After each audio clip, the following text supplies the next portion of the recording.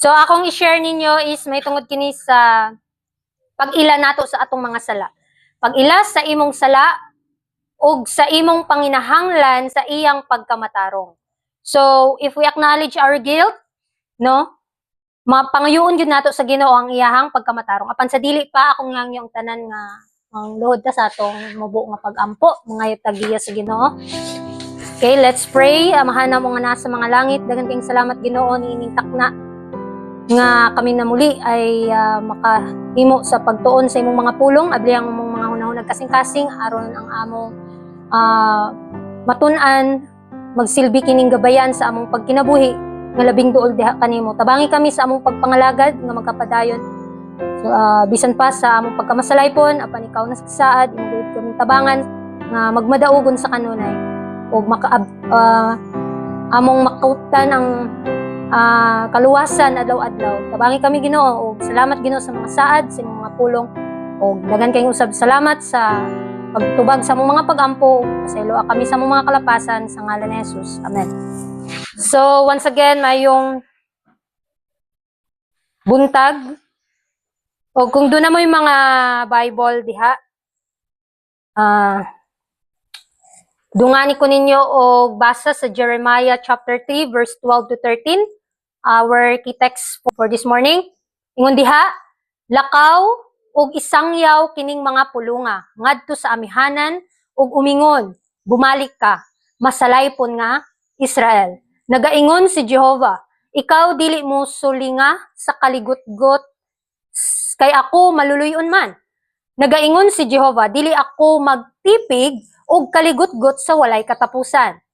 Ang kuna lamang ang imong kasalanan nga ikaw nakalapas bato kang Jehovah, nga imong Dios, ug nagsabwag sa imong mga paagi sa mga lumalangyaw ilalom sa tagsatag sa kalunhang kahoy, ug wala mo pagpatalinghugi ang akong tingog, nagaingon si Jehovah. So, grabe no?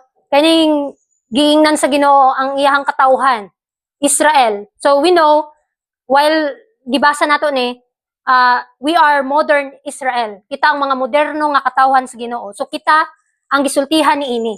Usahay kung makahimutag sala no, murag ma-fail na ta or murag magluya na ta sa pagpangalagad kay naagyod accusers of the brethren si Satan. So itumbok dahil niya ang atong mga kaluyahon. Apan unsay giingon sa Ginoo dire, ang kuna lamang ang imong kasalanan, gusto sa Ginoo nga specific nimo nga sala ang imong angkunon kaniya, nga ikaw nakalapas bato kang Jehovah nga imong Dios ug nagsabwag sa imong mga paagi sa mga lumalangyaw ilalom sa tagsatag sa kalunang kahoy. Pero sad to say ang iyahang katawhan wala magpatalinghog sa iyang tingog. So at the same time sa atong panahon karon nanatay lesson learn, no? Lesson learn na nato ang atong mga sinaunang katawhan sa Ginoo. So hinaot nga dili na mausab karon sa modern Israel. Ingon pa diha, ang mga tawo nga nagapamatuod nga sila mga sumusunod ni Kristo nahulog sa usa kaubos kaayo nga level. Kanunay nagaguol tungod sa ilang mga kakulang, apan wala gyud makabuntog ni makadaog bato kang Satanas pinaagi sa pagdaog kaniya ilalom sa ilang mga tiil. Ang sala ug pagkahukmanon kanunay nagapabugat sa kalag. Og ang singgit sa ingon nga mga tawo mao gayud kini. Pagkaalaot ko nga tawo, kinsa ang makaluwas o magaluwas kanako gikan sa lawas ni ining kamatayon. Mabasa na sa Roma 7:24. Usahay kitang mga katawhan mga igsoon no nga. Normally, di ba? Nangalagad ko sa Ginoo. No, matinud-anon kung nangalagad kaniya. Pero kung makahimo tag sayop, bisan gamay ra nga sayop, mag-uol dayon ta. No? Makaingon dayon tag alaot ko nga tao. Mo ning giingon ni David ata ni nga pagkaalaot ko nga tao, kinsa ang makaluwas kanako gikan sa lawas ni ining kamatayon. So, usahay no, adi lang usahay kanunay jud. Kanunay nagaguol tungod sa atong mga kakulang. Tungod sa atong pagkatawhanon.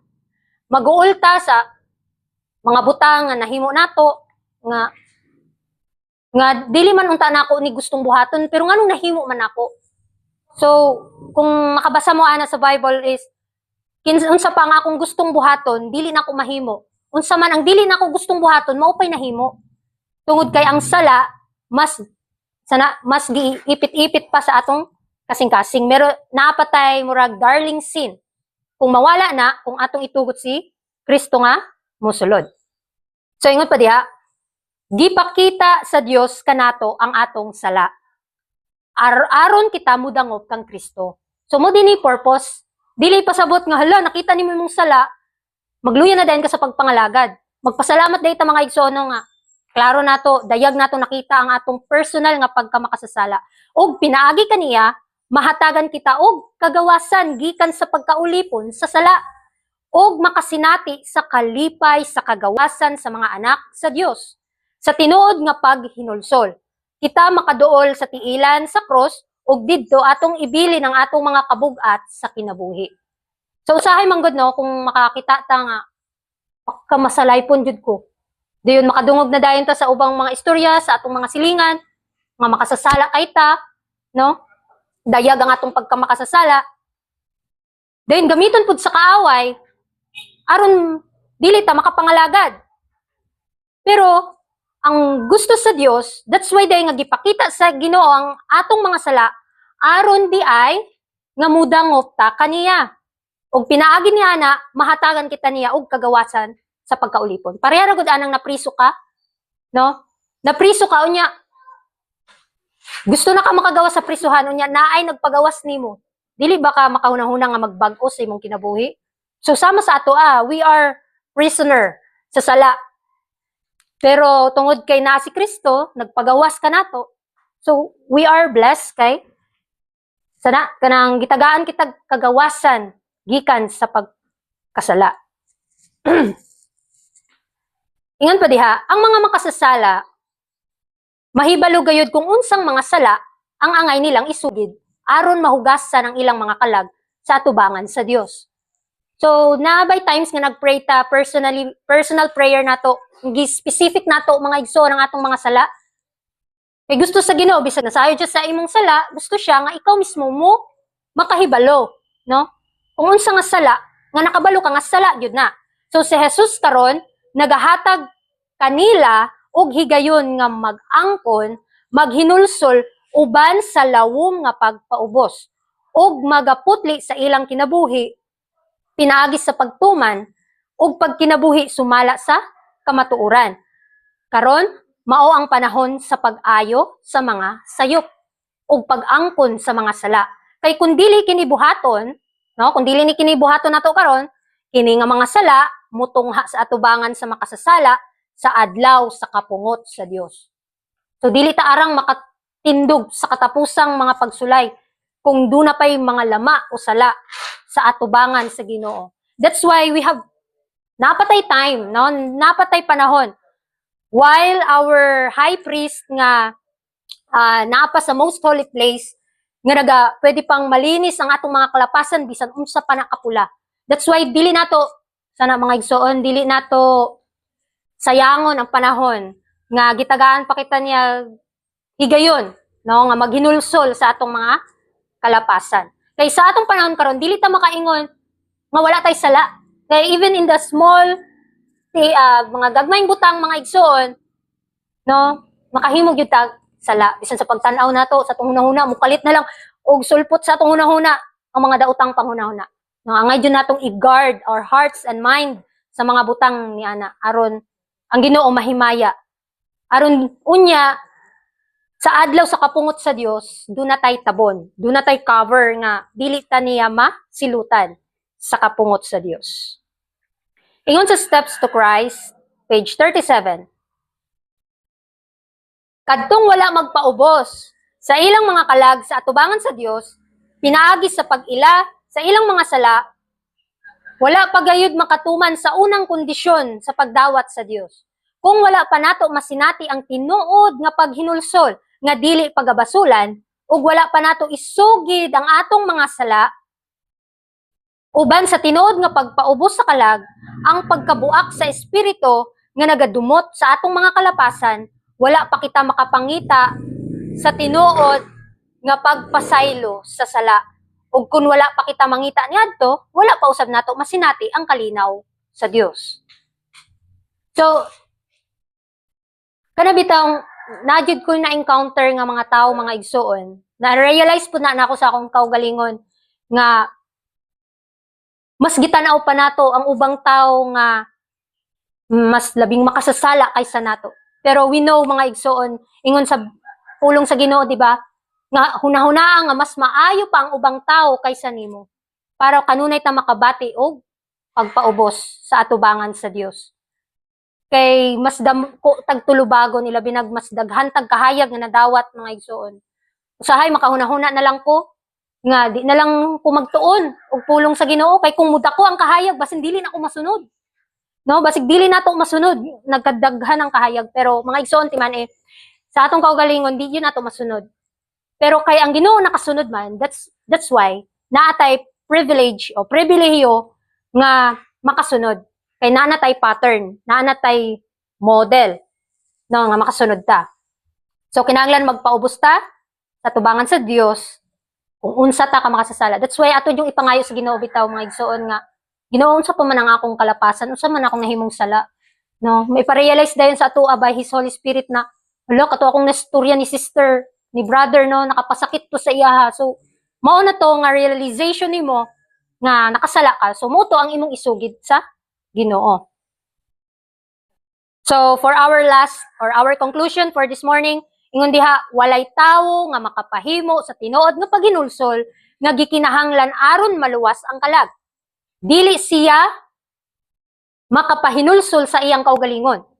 Sama usab nga dili siya makausab sa iyang kaugalingon.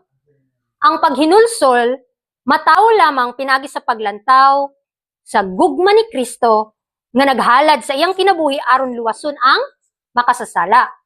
So ang gugma sa Dios mao ang makapahumok sa pinakat bato o pinakatig-a nga kasing-kasing. Sayop ang pagunahuna nga kinahanglan una na ka maghinulsol sa dili pa ka muduol kang Kristo, duol usa kang Kristo bisan unsa pa kung kinsa ikaw. Og pamalandunga ang iyang gugma hangtod nga mabungkag ang imong kasing-kasing.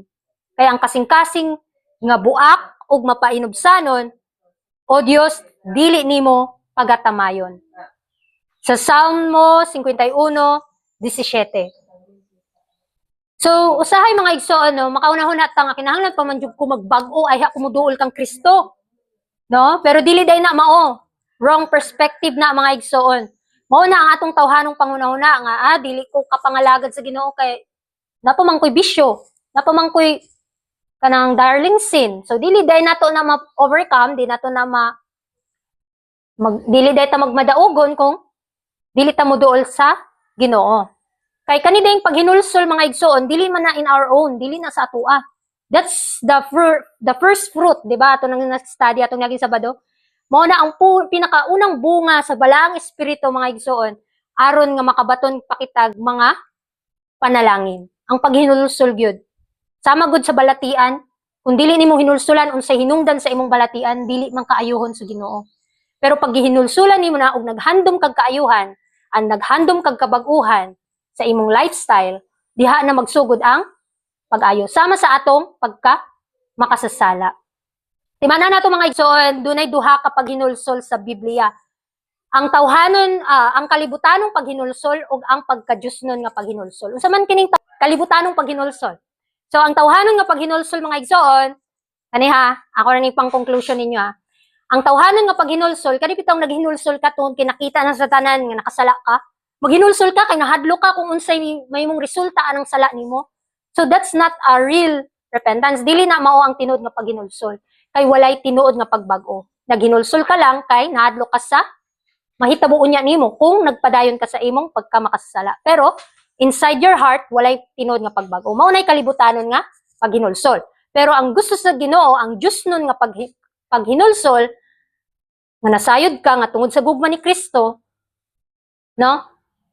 Nabago ka, kung nakita nimo nga you are kanang makasasala ka, nakita nimo nga kanabitang hugaw kay kasi ang atubangan, og mao ka na nga paghinulsol ang gusto sa Ginoo tungod kay we are undeserving, mga igsoon. Dili ta karapat dapat sa Ginoo, pero iya tang sana gi-invite ta niya, gitawag ta niya to claim the repentance, no? Mo nga ang atong topic karon, kinahanglan gyud nato ilho nato ang atong specific nga mga sala. Even na hiwa kabalo ang atong mga kaigsuonan sa atong sala, ang Ginoo ray nasayod. So kinahanglan natong masayran in our own ang atong mga sala ug ilho nato kung unsa nato pag panginahanglan sa iyang pagkamatarong. Kaya ang iyang pagkamatarong lamang ang atong paglaom para makabaton kita og kinabuhing walay katapusan. So unsaon man nato mahimong magkinabuhi nga balaan. So in our own dili nato na mahimo, pero giingon sa Ginoo, di ba? Nga muduol kamo kanako kay hatagan ko kamo kapahulayan.